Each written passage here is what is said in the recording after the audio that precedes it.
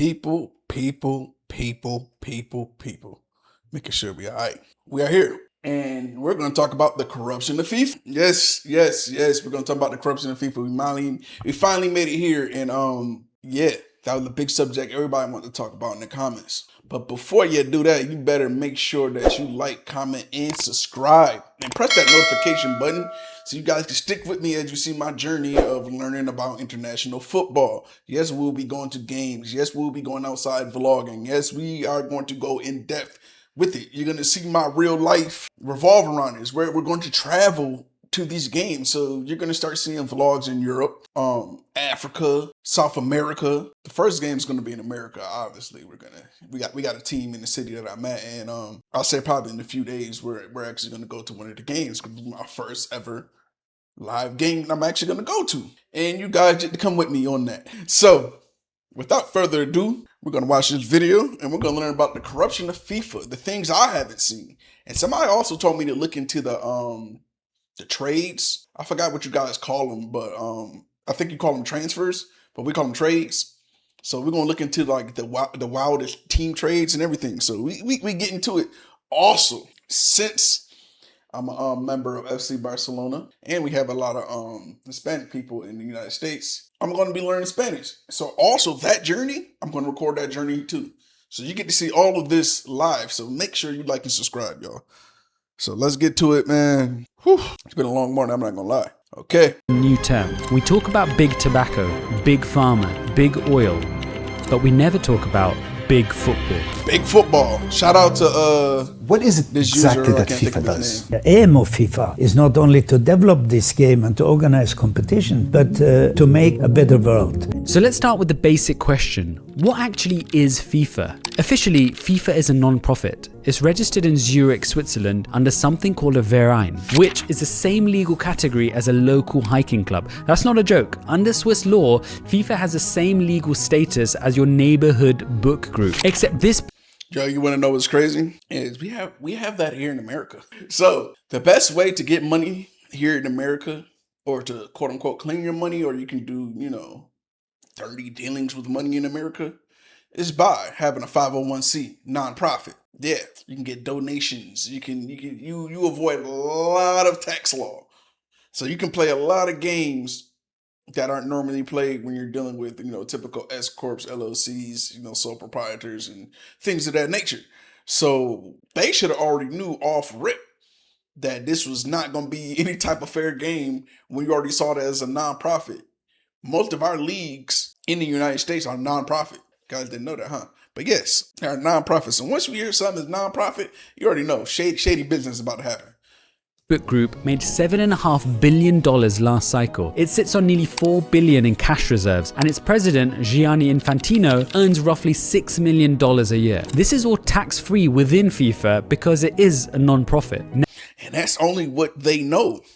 That's only what they know. And for that to be a global sport, they're not making $6 billion. They're not. Listen.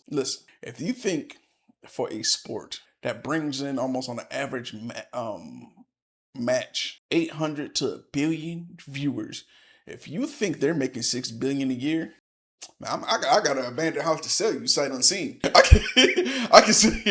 can what? That's selling what? Selling water to a well. What? If you honestly believe that FIFA is making $6 billion a year and he's making $6 million a year, you're insane. You got to be crazy to think that. Now, here's where it gets interesting. FIFA has 211 member countries. The United Nations has 193. So FIFA is literally bigger than the UN. And every single one of those 211 gets a vote. Montserrat, a population of 4,000, has the same voting power as Brazil. You might think, okay, this sounds democratic. One country, one vote. Hell no, it's not democratic. We know that. But here's the catch. About 70% of those 211 member associations run on annual budgets under $2 million. And for many of them, up to half of that money comes directly from FIFA. FIFA runs something called the Forward Program. The FIFA Forward Program is a flagship program of FIFA. It's the sustainable development of football throughout our 211 member association, which distributes $2.25 billion per cycle, up to $8 million per member over 4 years. This is a 7-fold increase from what it was before Infantino took over. Think about now. Check it now. Now you see how they talking about they donate basically 8 million so they can develop soccer or football in other nations, right? Now that the United States has taken that serious, watch over the next decade how much that increases. Watch. It's gonna easily be over 50 to 100 mil. Now that the United States, now that we hosted it and we finally see the revenue that it's bringing in. They're not even announcing the numbers of how much the revenue is bringing in. Like we can tell by the cities, by seeing these massive events that are happening throughout each city that we're hosting in the United States. I haven't seen Atlanta that packed in my life, from all different nations, thousands, hundreds of thousands of people all through the streets. I know they made that $6 billion they're talking about yearly. Nah. They made that probably day one. So now that the United States actually sees how much money that that this game can bring in, you're gonna see a big investment. We're gonna put billions into United States football. Well, international football in the United States. We're gonna put billions into that. So you're gonna see that number increase significantly. That 8 million that they say that was going to different nations, nah. That's gonna go to 50 to 100 million immediately. Now that the United States is involved in, other countries are going to say, okay, here comes the US, here they go, here comes Nike, because Nike going to want that stake. And Nike, I feel like Nike has no stake inside of international soccer. You kind of see it's really Puma and Adidas. Nike, they have some of the biggest, but I don't feel like people are taking it serious. You get what I'm saying? People are taking Nike serious as a soccer cleat producer. I tend to see Adidas and Puma a lot. So once Nike get a hold of that for real, because it feel like it's just like a subdivision. Nike really goes into casual and basketball sneakers. That's really where they make their bread and butter. But now that they see, okay, we really for real have global access, international football, we're going to see that. We're going to see specific Nike facilities to play soccer around the country. We're going to end up seeing that here in the United States. And that's where a country is going to be like, okay, Nike, United States, more commercials, because, different countries, they ban a lot of ads.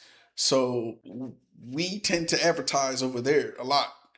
But once they start seeing more and more ads pop up for soccer here in the United States, other countries are like, okay, it's game time. We're going to have to start putting more money into this sport, because now here come the United States with their big wallet, and they're going to invest in this and make sure they become the best in the world. And due to that competition and due to that big wallet that we have, we're going to be able to sway. So that even vote, that Democratic thing is definitely going to go out the window. Let me say it one more time, y'all. That Democratic even vote thing, which we already know is not even or democratic within FIFA, is going to go out the window crazy now that the United States is involved. We're gonna spend. We're gonna put the money out the wallet. Don't nobody do corruption better than the United States. I'm gonna tell you that right now. what that means. The people who are supposed to hold FIFA's president accountable are financially dependent on FIFA's president. The more money he gives them, the less likely they are to vote him out. That's not democracy, that's a patronage system. And it works. Infantino was re-elected unopposed in 2023. No challenger, not one. Give a round of applause to elect Gianni Infantino as the FIFA president. Oh, we're going to get an American in there. Listen, FIFA. Listen to people around the world that may watch this. Now that the United States is involved, we are going to either get an ally or a United States-born FIFA president. Now that we see the revenue that this game brings. Save this, clip it, whatever you got to do. I'm telling y'all right now that we see the revenue that the World Cup and this international football game brings, we are going to make sure we have some United States delegates all up and through FIFA. And if we don't want to make it too obvious, we're going to have allies in there. People will be bought. International soccer, we welcome you to United States corruption. It started. Gianni Infantino has been re-elected FIFA president for 4 more years. Today I feel gay. He's expected to run again in 2027, which should keep him in power until 2031, 15 years in charge of the most powerful organization. He gonna end up catching some type of listen. When Trump called him on that phone and he did what he had to do, he made sure, because America, we're good at ousting people. We're good at using the media. Okay. Let me tell you, I know I keep stopping this, but let me tell you something about the United States, right? We have one of the most powerful weapons known to man. You know what that is? That is the media. That is American propaganda. So when Trump made that call and they had to defer that red card, he listened, because he's aware that, hold on, let me run that back. The biggest weapon that the United States has is the media and propaganda. So when Trump called the FIFA president, when he called Gianni, when he called him, he knew, hey man, okay, I got to make this move. And they had that red card deferred immediately, because we are very quick to run a news cycle on you and make you a bad person. They can easily have somebody run an allegation circuit on you. Just allegations. That don't even mean you even did it. It don't even have to be true. But the media prowess will get so bad that people will be calling for the firing of said president, CEO, or whatever. So he runs for 2027 for 2031. Gianni runs for 2027 for all the way through to 2031. If he doesn't do what the United States likes or what we want in between that time, that gives the United States any type of advantage, because now that we see the revenue that this sports bring, you will see a random allegation. You will see his name ran through the mud to the point that the world is going to want to push him out. And it will be sponsored by the United States. And then we will put our guy in there. We're good at that. You guys need to read a book called Confessions of an Economic Hitman. Like, we're very great at that in the United States. Like, our CIA is very efficient when it comes to that type of stuff. So, like I said before a few minutes ago, FIFA, the world, the United States is going to hijack the game. I'm sorry in advance. That's what's going to happen. In sport, and nobody is running against him. I'm proud of the work of my team. So that's the first thing you need to understand about FIFA. It's not a sports body that accidentally became powerful. It's a system designed to keep power exactly where it is. Hey guys, this video is sponsored by not FIFA. We can't go through the sponsors or whatever commercials we get. We can't even run through that. I'm sorry, brother. The chat. We got to run through the ads. So we got to run through the ads, because I'm not paying for no. Yeah, I'm not paying for premium. I'm going to shuffle this. So we back in it. Yes. Every 4 years, FIFA runs the biggest sporting event on the planet. The country that hosts it has to sign what must be the most one-sided contract in the world. And I can promise you, the United States did not sign that contract. We had to revise one for sure. Read these bid documents. Here's what FIFA demands. Full tax exemption for FIFA and all its subsidiaries, not just during the tournament, but for an entire decade. Unrestricted import and export of any foreign currency. Automatic work permits for anyone FIFA designates. Special intellectual property enforcement. And this is the one that got me. All legal disputes must be settled under Swiss law in Zurich. So yeah, when it comes to that, even when it comes to they did get the intellectual property thing, because of we saw that all the American companies that didn't want to pay, they ended up blocking their logos or whatever, and that actually in turn made a lot of United States brands even bigger because they covered their brands up. So we seen a lot of pushback from that. A lot of business that happened behind the scenes, you could see like, okay, United States wasn't going for a lot of that. Even if the final of this year's tournament is in New York. The World Cup's coming to New York next year. I couldn't be more excited. But what if a country's own laws get in the way? FIFA expects you to change them. Brazil, probably one of the best teams in the world apart from England, is a great example. When Brazil hosted in 2014, FIFA told the government that Budweiser needed to sell beers inside stadiums. The problem? Brazil had a law banning alcohol at sporting events. It existed because of fan violence. People had died. They was tearing it up. They was tearing it up. They wildin'. Isolated acts of violence marred, and the Volkswagen Beetle engulfed in flames provided another powerful image. Authorities in Rio are facing serious security challenges as violence returns to some of the city's favelas. But Budweiser was a FIFA sponsor paying hundreds of millions of dollars. So Brazil's Congress passed what's known as a Budweiser law, overriding their own public safety legislation because a Swiss non-profit told them to. The fact that we have...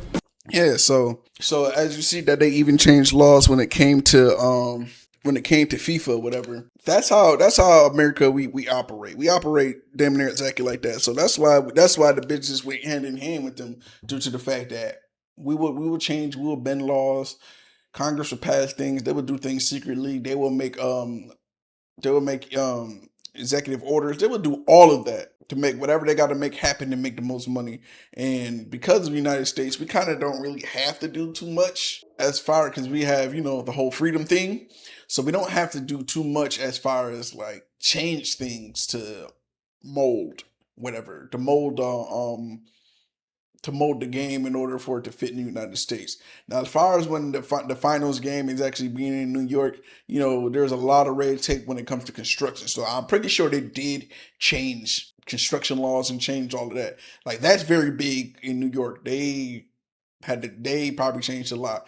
But due to the fact that our mayor in New York is Zoran Mamdani, and he's a very big football fan, I'm pretty sure they let everything go, because the way they just let Jay-Z start his concert past curfew, that lets you know, hey man, there's really no rules to this stuff. And as long as people like Zoran Mamdani is being a great you would say socialist, communist mayor, because people don't know what socialism and communism is here in the United States, and they don't understand that commune is short for community, and how it's community-based or community-based government. So they don't understand how that works here. So they automatically think that communism is just quote-unquote death to America, which is random as hell. But that's what they think here. So they didn't. So now that everybody's seeing what Zoran Mamdani has produced in New York City, everybody's like, hey, we want that socialism thing.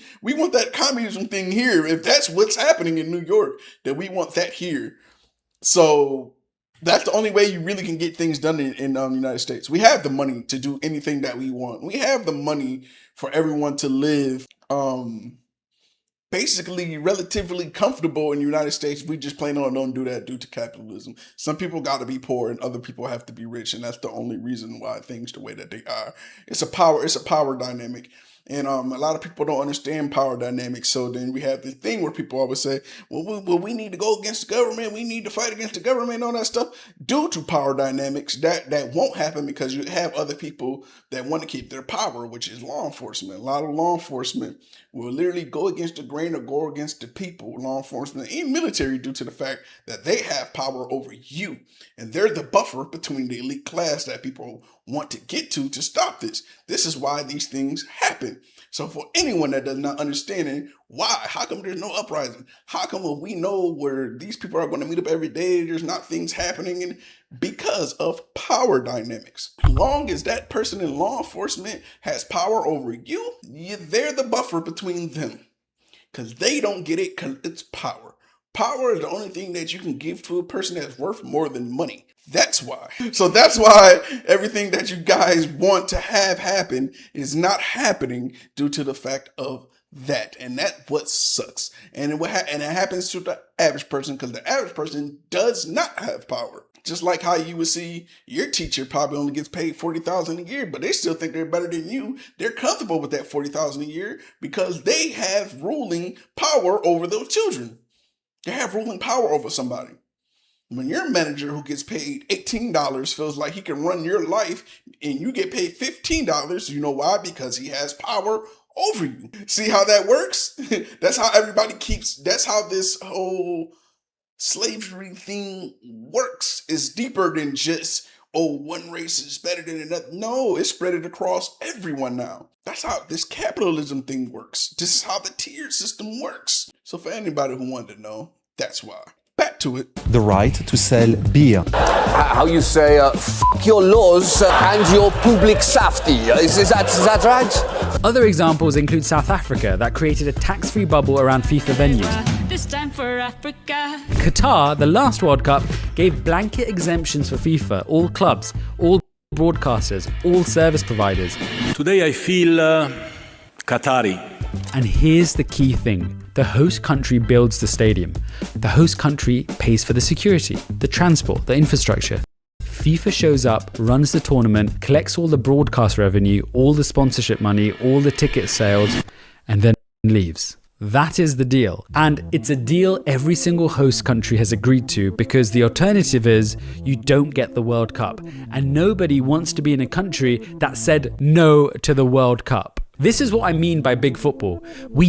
Now, from him saying that, like I said before, I can promise you that is not the same deal the United States got. We are bullies. 9 times out of 10, they said, bring it here. The stadium's already built, so we don't have to build it. We just use our pre-existing stadiums, which everybody has now experienced, and they're like, yo, these stadiums are the biggest in the world. These are the best stadiums in the world. Wow, this is amazing. You guys, food, amazing. We didn't have to do too much. The only thing that was probably done was probably street vendors, to be honest. To advertising and to do all of that, that literally costs nothing, because that's what we do. Media is what we do in the United States, and I'm considered media if you think about it. Even though I'm blogging or reacting or doing things like that, you still consider media. You get paid to be media. We are a media machine here in the United States. So when it comes to that and that deal, I wish we can look at the contract, because we did not get the same deal as the other countries, for sure. Our country, we made money off that. It wasn't no FIFA came in, made money in the United States, and then left. Nah. If you believe that, nah, you're crazy.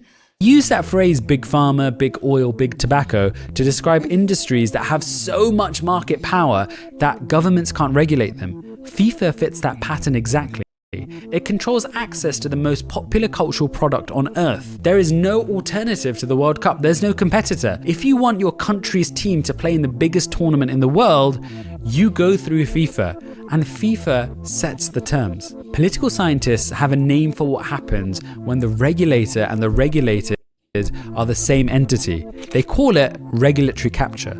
But FIFA is something even stranger. FIFA isn't captured by an industry. FIFA is the industry. It writes the rules, enforces the rules, and sells the product. You know, it's crazy that now that I'm watching this video, right? And for me watching the video, clearly he's not from, the United States. He looks like he may be either from somewhere in Europe or Australia. I don't know. I'm not good at accents. So somebody who knows what his accent is, let me know where he possibly is from. And also, if he is in the United States, clearly he's, an immigrant or anything like that. Me being born and raised in the United States, my family has been here since the inception of the United States.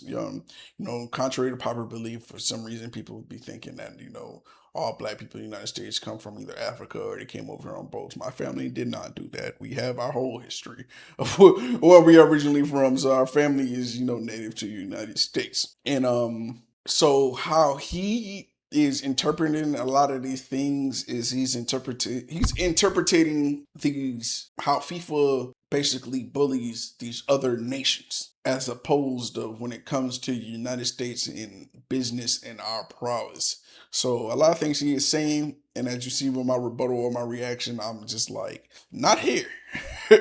Not here. The reason why I had to tell that the history of my family and everything to the United States, because we know how this country operates. And we understand that whatever deal that these other countries were cutting or whatever, we were not getting that. Trust me, the United States made money off that.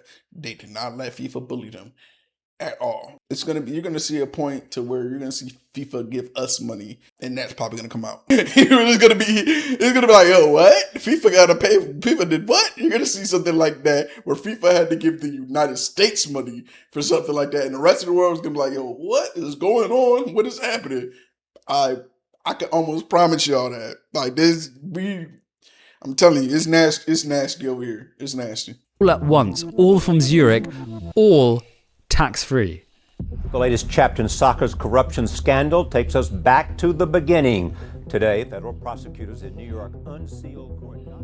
For decades, everyone suspected FIFA was doing something dodgy, but nobody could prove it until the FBI got involved. And this story starts with one of the strangest informants in the history of law enforcement. His name was Chuck Blazer. He was an American soccer official, soccer meaning Americans call football soccer, and they call football. It's all confusing. It's called football. Watch your mouth. Watch your mouth. Okay, we got American football, aka the NFL, and we call it soccer. And some of y'all be beefing with me in the comments. Make sure you call it football first. If I call it football first and I'm an American, the first thing people are going to think about is NFL. Let me run that back one more time for y'all. For the people that are in the comments talking about, you got to call it football first. I am an American. So when I mention football to the audience that I have now, the first thing they're going to think of is the NFL. As my audience gets bigger, which you should be liking, subscribing, and sharing to your folks in your country, then I will be able to use the term football. So in place right now, I've been saying international football to make sure there is a complete, you know what I'm saying? So they can understand exactly what I'm talking about for the Americans that are watching this. So when I say international football, they're going to know I'm talking about soccer. If I say just football, they're going to be like NFL. That's exactly what they're going to think of, NFL. They're not even going to think of CFL. It's going to be NFL. So please get out my comments. First thing, you got to call it football. I understand that. But I have primarily American viewers first. But if you share it, share my videos to your people in Europe, South America, all over the world, we can get to that point where when I say football, people just know what I'm talking about. But right now I'm an American and I have primarily American viewers, so I have to say soccer or international football. Okay? Okay. Stop the beef in my comments.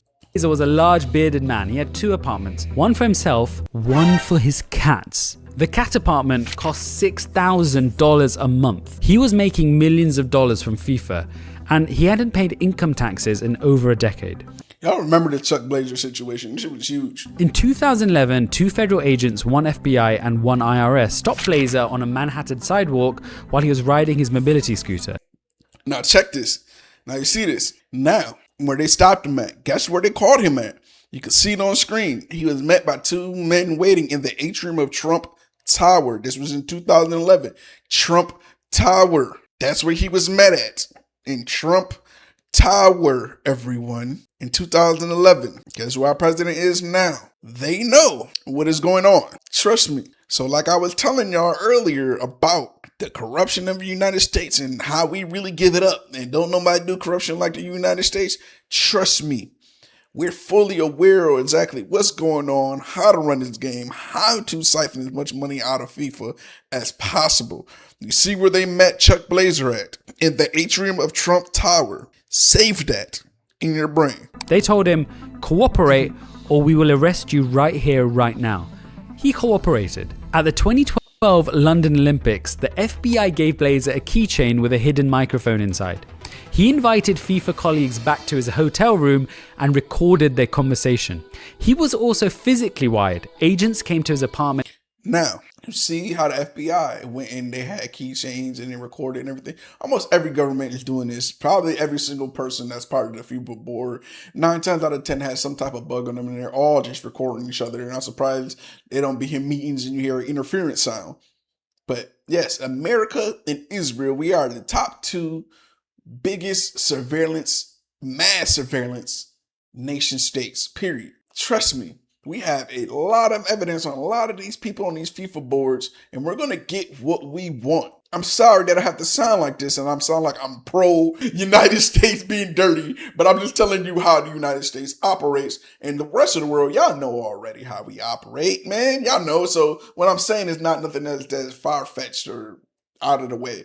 So yeah, we have enough evidence to make anything go the way we want. In Trump Tower and taped a recording device to his body while he stood there in an adult diaper. What Blazer helped uncover was a system of bribes and kickbacks that had been running for over 2 decades. Swiss police have arrested 6 high-ranking officials of football's world. And all America did was like, how do we get that money? How do we get that? That's all America went when that happened, when they found out all them bribes. Like, y'all been doing this and y'all ain't been cutting this in like this? No. We gotta get some more of that money. Governing body on suspicion of corruption. The US Department of Justice filed a 164-page indictment alleging more than $150 million in bribes. This really is the World Cup of fraud. And the funny thing about that 150 million, trust me, is way more than that. It's probably billions of dollars because they didn't include that their own people that they got were in it. They're like, no, you guys are safe. But these guys that didn't want to give us any type of money, yeah, we're going to count them in there. So that's why it's only 150. By the end, 45 people were charged. Over $200 million in bribes were documented. And here is the part that tells you everything you need to know about FIFA and how it works. FIFA itself asked the US government for victim status. The organization whose officials took the bribes wanted to be classified as the victim. Sepp Blatter, and you remember this clip, had run FIFA for 17 years and then he resigned. Gianni Infantino was elected to replace him on a promise to reform everything. He said he would clean the house. We will restore the image of FIFA and the respect of FIFA, and everyone in the world will applaud us. That's a lie. Instead, he consolidated power. He engineered a rule that let the FIFA Council fire members of the Independent Audit Committee, the committee that was supposed to watch him. The chairman of that committee, Scala, resigned in protest, saying that the move undermines a central pillar of good governance. Both ethic committee chairs were removed. The Independent Human Rights Advisory Board was dissolved. Every single guardrail that was put into place after the scandal had been taken down. The biggest corruption case in sports history led to reforms. And then the reforms were quietly destroyed. So check it. That's basically the gist of it. So check it, y'all. Oh, see, I can't see my chat, bro. I don't know how long that you said something to me, whatever. But yes, now I can see my chat. So basically, as you see that, they consolidate all the power, right? They consolidated the power. So now it's easier for this whole thing to be hijacked, for a coup to happen. It's easier. It's way easier. So like I was saying earlier about, hey, either you're going to be our puppet or we're going to put somebody in there. Now that's even easier now that we know that he dissolved everything and power is consolidated. That's something we love in America. We love that. We love a good dictatorship disguised as democracy. We love that. So shout out to FIFA. Shout out to the world. Good luck. That was the corruption. And I'm sorry that I had to describe how heinous we are in America when it comes to this type of stuff. But that's what's going on here. Y'all be easy. Catch you on the next one. See you on the next stream.